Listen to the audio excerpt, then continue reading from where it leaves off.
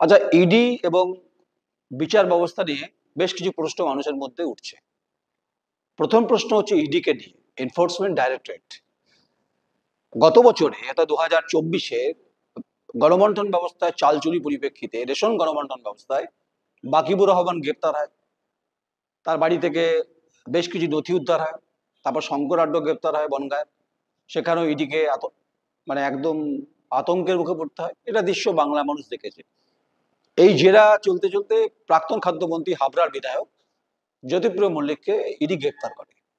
1 বছর তিনি জেলে ছিলেন, হেফাজতে ছিলেন, বিভিন্ন সময় তদন্ত চলেছে এবং তার শারীরিক বিভিন্ন অসুস্থতা নিয়ে অনেক কথা হয়েছে। তার মেয়ে বলেছে অনেক কথা, তার কখনো সুগার বেড়ে গেছে, কখনো প্রেশার হয়েছে, নানান জালচিত্র বাংলার মানুষ দেখেছেন। কিন্তু প্রশ্ন হচ্ছে, আজকে ব্যাংশাল আদালতে যখন বিচারপতি প্রশ্ন করছিলেন যে নদিয়ার একটি এফআইআর এর ঘটনা বা চুরির ঘটনা পরিপ্রেক্ষিতে আপনারা কি এমন ঘটনা পেলেন যেখানে গণবন্টন ব্যবস্থা, রেশন ব্যবস্থার ক্ষেত্রে জ্যোতিপ্রিয় মল্লিককে গ্রেপ্তার করতে হয়েছে, তাহলে কি পশ্চিমবঙ্গে যারা রেশন পান তারা কি পাননি? এরকম তীব্র ভর্ৎসনার মুখে পড়েছেন কিন্তু ইডি। এই প্রশ্নটা আজকে বিচারপতি করেছেন। তারপর তিনি জামিন মঞ্জুর করে দেন। জামিন যে কেউ পেতে পারে, বিচার ব্যবস্থা যেটা মনে করবো সেটা। কারণ বিষয় হচ্ছে রেলিভেন্ট ইস্যুতে, রেলিভেন্ট সাবজেক্টে যদি সেই তদন্তকারী সংস্থা যদি ঠিকঠাক অ্যাসেম্বল না করতে পারে, বিচার ব্যবস্থা তার সিদ্ধান্ত জানাতেই পারে। এখানে এটা নিয়ে কোনো প্রশ্ন নেই। কিন্তু বিচার ব্যবস্থা নিয়ে মানুষের কোথাও কি আস্থা হারাচ্ছে, এই প্রশ্নটা উঠছে অনেক জায়গাতে। যদিও আমরা জুডিশিয়ারি পার্টকে সম্মান করি, রেসপেক্ট দিই। যাই হোক, 25,000 অর্থাৎ 50,000 টাকার বন্ডে তাকে ব্যাংশাল আদালতে প্রাক্তন খাদ্যমন্ত্রী বর্তমান বিধায়ক জ্যোতিপ্রিয় মল্লিককে জামিন দিয়েছে, আর 50 লক্ষ টাকা ব্যক্তিগত বন্ড। কিন্তু প্রশ্নটা অন্য জায়গায়। তৃণমূল কংগ্রেস শুরু করে দিয়েছে। এই তো ইডির নমুনা, এই তো ইডির তদন্ত, অহেতুক গ্রেপ্তার করেছে, তথ্য প্রমাণ না থাকা সত্ত্বেও স্বাভাবিক বলবেই। কিন্তু বিজেপির রাজ্য নেতৃত্ব তারাও কিন্তু খুশি নয়। কেন খুশি নয়?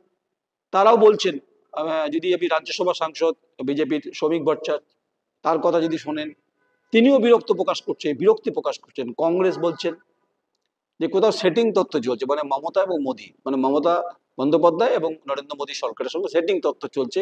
এই অভিযোগ কংগ্রেসের প্রাক্তন বিধায়ক মিল্টন রশিদ করেছে, সেটা আপনারা শুনেছেন।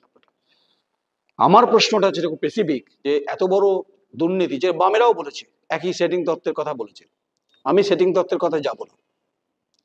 তাহলে ইডির তদন্ত নিয়ে প্রশ্ন উঠছে, ইডি যে তদন্ত করতে গিয়ে যে তথ্য প্রমাণগুলো পেয়েছিল সেগুলো কি পর্যাপ্ত ছিল না? কোথাও কি চার্জশিটের ক্ষেত্রে কোনো খামতি ছিল, যার ভৎসনার মুখে পড়তে হলো বিচারপতির সামনে ব্যাংশাল আদালতে?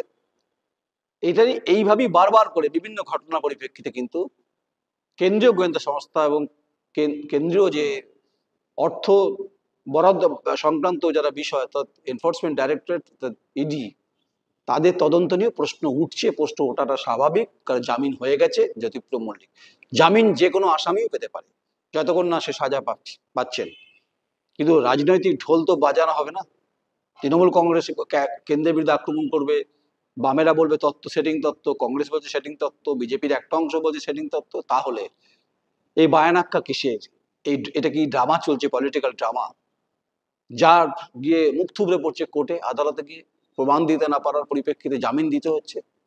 এটাই প্রশ্নাতীত আজকের এই ঘটনার পরিপ্রেক্ষিতে। দেখা যাক বাকি তদন্তগুলো ইডি এবং সিবিআই কিভাবে করছে। মানুষ আদৌ কি আস্থা রাখবে? সত্যি কি আস্থা রাখছেন বিচার ব্যবস্থার প্রতি? বিচার ব্যবস্থা একটু লেন্দি প্রসেসে হয়। এটা নিয়েও যেহেতু বিচারপতি অনেক সংখ্যায় কম, যেটা দেশের এক সময় বহু প্রাক্তন প্রধান বিচারপতিরা বলেছেন, বর্তমান বিচারপতিও বলছেন। যাই হোক, আমি বিচার ব্যবস্থা নিয়ে প্রশ্ন করতে পারি না, কিন্তু এনফোর্সমেন্ট ডাইরেক্টরেটের তদন্ত নিয়ে প্রশ্ন থাকলেও একরাশ প্রশ্নের উত্তর তারা দেবে। আপনারা কমেন্টস করুন, দেখতে থাকুন, মতামত দিন যে ইডি কি ঠিক নাকি বেঠিক। এই প্রশ্নের উত্তর আপনারা দেবেন। নমস্কার, আমি নয়ন রায়।